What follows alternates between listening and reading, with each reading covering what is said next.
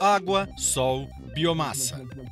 Depois de nossas primeiras 3 expedições por algumas das mais modernas instalações de geração de energia com fontes renováveis do país, chegou a vez de conhecer mais uma alternativa que promete dar novo impulso na composição da matriz energética brasileira: os parques eólicos, que transformam a força dos ventos em energia elétrica. O Brasil foi beneficiário de uma história de desenvolvimento de uma energia antiga, que precedeu a hidráulica, de uma certa forma foi concomitante com ela na era pré-revolução industrial, que é a energia eólica. Os desdobramentos recentes na Europa, Estados Unidos e na China fizeram que depois da crise mundial de 2008 o Brasil passasse a ser o destinatário de grande parte da capacidade tecnológica de produzir usinas eólicas. E hoje no Brasil, avaliações feitas, inclusive por nosso grupo de pesquisa aqui, indicam que, além dos mais de 250 mil megawatts de potencial hidráulico, do qual em torno de 100 já está desenvolvido ou em desenvolvimento no Brasil, nós temos 250 mil megawatts de grandes usinas, cerca de 15 mil de pequenas usinas, mas identificamos agora, com a evolução do padrão tecnológico, as usinas eólicas antigamente tinham torres de altura de 40, 50 metros, quando o potencial era de 150 mil megawatts. Agora, com torres já consolidadas, de 110, 120 metros de altura, este potencial é mais que o dobro, mais de 300 mil megawatts já identificados. A energia eólica ela tem crescido bastante, mas os seus números absolutos não são expressivos. Tanto que toda a energia eólica no Brasil ela corresponde a 0,5% da eletricidade produzida. Mas, aí no último balanço energético nacional, aí feito pela EPE, Empresa de Pesquisa Energética do Ministério de Minas e Energia, a oferta de energia a partir da eólica, ela aumentou em 24,3%. E a potência instalada no Brasil aumentou em mais de 50%.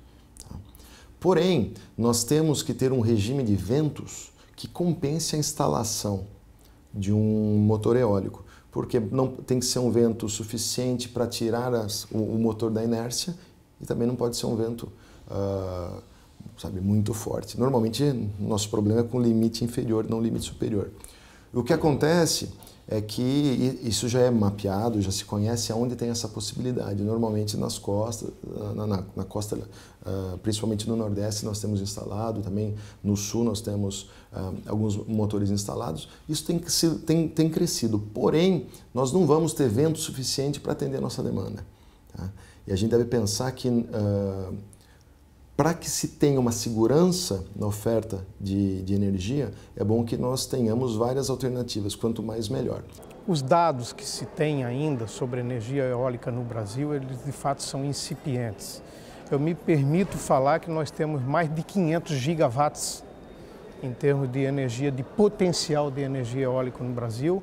Eu não tenho nenhuma dúvida de falar que num prazo de 15 a 20 anos, a energia eólica vai ocupar no cenário da matriz elétrica brasileira algo em torno de 20%, o que é um valor expressivo, né, e significativo. O importante de se observar é que a energia eólica ela não é um substituto à energia hidráulica, ela é uma energia complementar.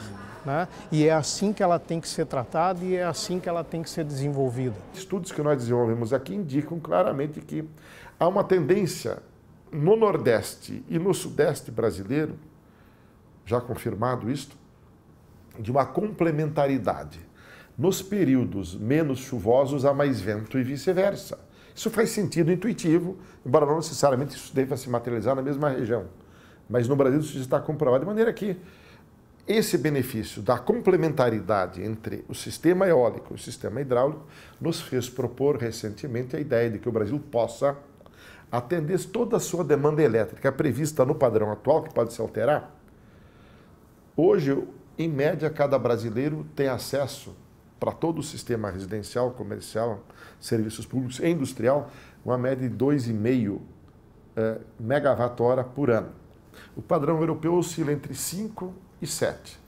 Pois bem, Usando só parte desse potencial, dos 250 mil megawatts de usinas hidráulicas de grande porte, 15 de pequeno porte e 300 mil megawatts de potencial eólico, é possível atender toda essa demanda, dobrando o consumo per capita, quando, segundo o IBGE, em 2043, mais ou menos, a população brasileira vai se estabilizar em pouco mais de 220 ou menos de 220 milhões de habitantes. É possível prever que, com o aumento da qualidade de vida aqui no Brasil, haverá, né, inexoravelmente, um aumento do consumo per capita que vai demandar, então, uma produção de energia, no mínimo, o dobro do que a gente tem hoje, se quisermos ter o mesmo padrão, a mesma qualidade de vida que os países desenvolvidos. O IDH mesmo, estou falando. Então, assim, é preocupante, porque eu acabei de falar, né, que a oferta é possível expandir bastante ainda, mesmo nas fontes renováveis, mas a demanda é possível prever que vai expandir bastante mesmo.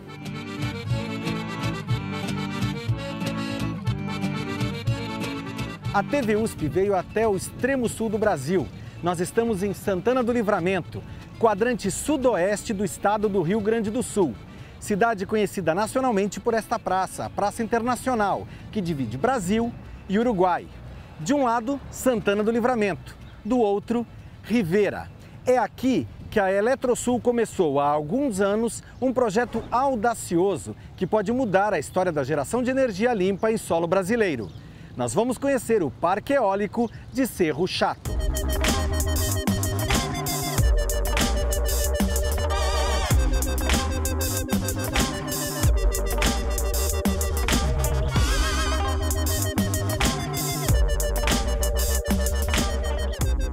Quem vai conversar conosco para explicar como funciona essa planta é o Maurício, que é o responsável pelo centro regional que abarca toda essa planta e as atividades que acontecem aqui. Maurício, conta para a gente um pouquinho da onde surgiu a origem dessa usina aqui em Cerro Chato. Bom, a usina eólica Cerro Chato, ela é a primeira usina eólica da metade sul do Rio Grande do Sul. A gente divide o estado do Rio Grande do Sul mais ou menos de Porto Alegre para a metade norte, que é a parte mais desenvolvida, né? A região mais serrana, e a metade sul, a região mais do bioma pampa. Né?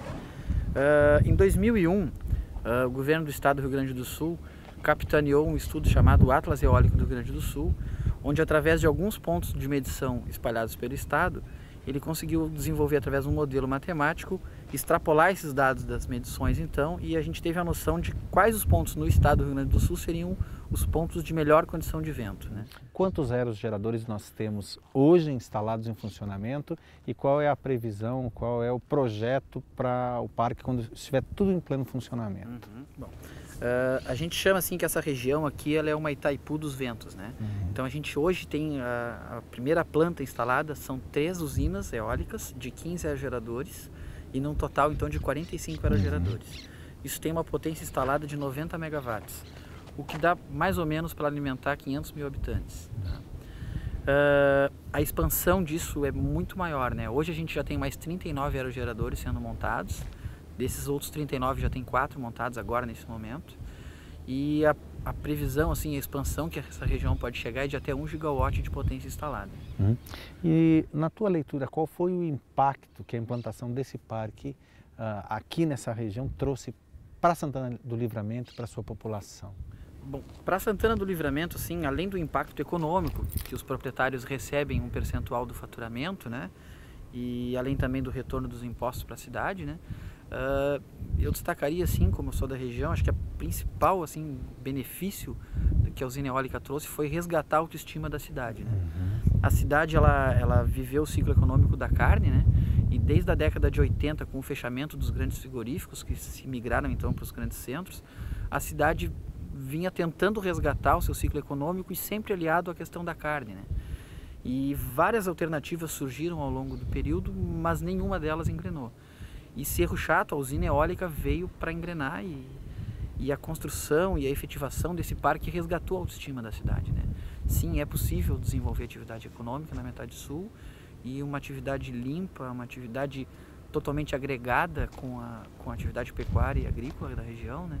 Então eu acho que esse é o melhor benefício, assim, né? Mostrar que é viável sim a atividade econômica aqui.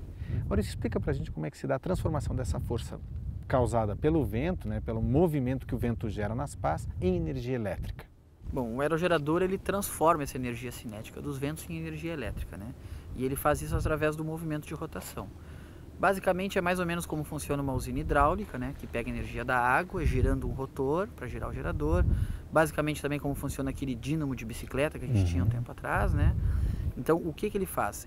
As pás são desenhadas, né? Para ter o melhor aproveitamento aerodinâmico. Com a incidência dos ventos perpendicular ao rotor, a gente tem o giro da pá. Dá para mais ou menos dizer que funciona como um ventilador invertido, né? Então tem esse giro da pá, gira o rotor que está acoplado ao gerador, diretamente ao gerador, sem caixa de redução, e a gente então tem, através do efeito eletromagnético, a geração de energia elétrica. E a distribuição, a partir do momento que é gerada essa energia, como é que se dá a distribuição no sistema? Tem um transformador já para elevar essa tensão, para sair aqui da máquina já em 34,5 kV, e aqui do aerogerador ela sai por rede subterrânea até uma subestação coletora, que coleta a energia então desses 45 aerogeradores e transmite ela da subestação em 230 kV, 230 mil volts, até o Sistema Interligado Nacional, que aqui no caso é a subestação de Livramento 2.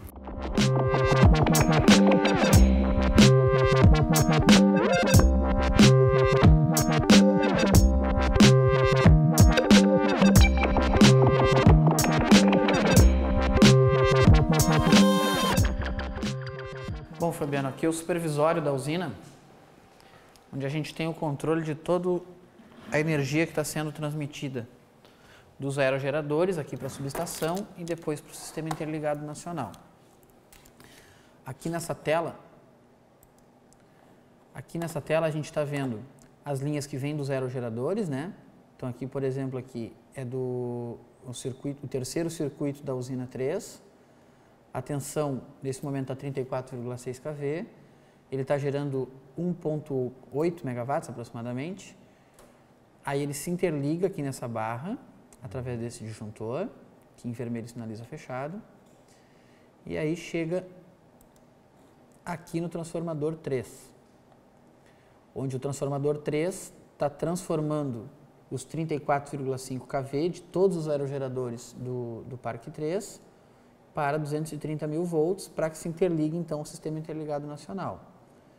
Então aqui a gente passa por um disjuntor e duas seccionadoras isoladoras de segurança, né, para esse disjuntor, se interliga na barra de 230 mil volts e aí então é transmitido para a linha de transmissão que vai até a subestação de Livramento 2, que já está no Sistema Interligado Nacional.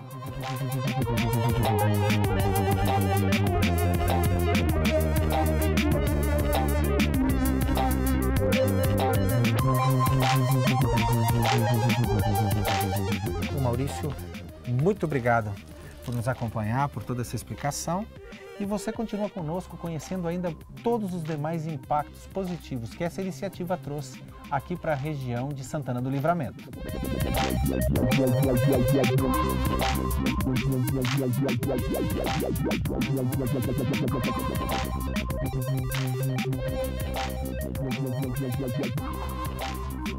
Um dos jovens profissionais aqui da região de Livramento que se beneficiou da implantação do Parque Eólico em Santana foi o Tiago. Tiago, conta pra gente um pouquinho de que forma a implantação desse Parque Eólico aqui na cidade trouxe benefício para você. Eu comecei, na verdade, com um curso oferecido pela Cerro Chato em conjunto com a Prefeitura no Senai, na qual na primeira turma eu tive a melhor nota. Um mês após a conclusão do curso, eu fui chamado para trabalhar como auxiliar administrativo na obra Cerro Chato. Após 3 meses, eu fui indicado para trabalhar na Voben, na montagem do parque. Aí eu trabalhei na implantação aqui do parque e no Parque de Guamaré, Rio Grande do Norte. Durante 13 meses na Voben, logo após surgiu a oportunidade para trabalhar com torres anemométricas. E você é aqui da região? Sim, sou santanense natural. E que outra oportunidade profissional você teria se esse parque não tivesse sido implantado aqui? Livramento é muito limitado a quanto à questão profissional, né? Então, provavelmente seria basicamente agroindústria ou comércio no centro da cidade. Ou então se deslocar para outro centro e abandonar a terra natal. Exato. Nossa próxima parada é na propriedade do senhor João Fernandes, conhecido em toda a região por ser descendente do general Farroupilha Davi Canabarro. Ele faz parte do grupo de estancieiros que arrendou parte de suas terras para a implantação dos aerogeradores. Isso aqui era uma casa pertinho da outra, as famílias moravam tudo aqui. Depois foi modificando a cidade e as famílias foram imigrando para a cidade. E os estancieiros fortes foram comprando e ficou campo quase que deserto. Agora surge o aerogerador, que ninguém sabia o que era, né? Até a mim me surpreendeu, porque me falaram que aqui a 2 quilômetros ia passar uma energia eólica, um aerogerador, não dei bola. Mano, aí me aparece o Betinho aqui, que eu encarrego, que aquele é da Eletrosul, conversando comigo, mas o que é isso, rapaz? Que benefício me traz, que não me traz? Mano, não, mas senhor pode ser agraciado com 3 geradores, aqui o Macedo vai ter tantos. E começou a me mostrar as vantagens. A mulher estava mais curiosa do que eu. Agora eu com 80 anos já, o que me importava com aerogerador? Veio nós tirar a tranquilidade isso aqui, né? Movimentar, como movimentou, mas movimentou tudo para melhor, né? Outras inovações que beneficiaram tanto a comunidade de Santana do Livramento quanto da cidade vizinha de Rivera, no Uruguai, foram um telecentro criado em parceria com o governo do estado do Rio Grande do Sul, a Eletrosul e a Antel Uruguaia, e o mais popular entre a comunidade, que é o oferecimento de internet gratuita sem fio no espaço do Parque Binacional. Opa, boa tarde, tudo bom? Queria fazer o registro para ter acesso ao Wi-Fi binacional, por favor.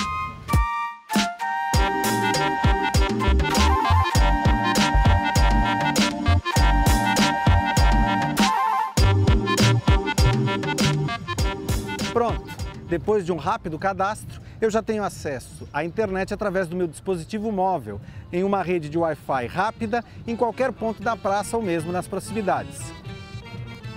Deixamos o extremo sul do Brasil agradecidos pela hospitalidade do povo que nos acolheu e convencidos que o desenvolvimento sustentável é um desejo possível de ser alcançado, com criatividade, boa vontade e coragem.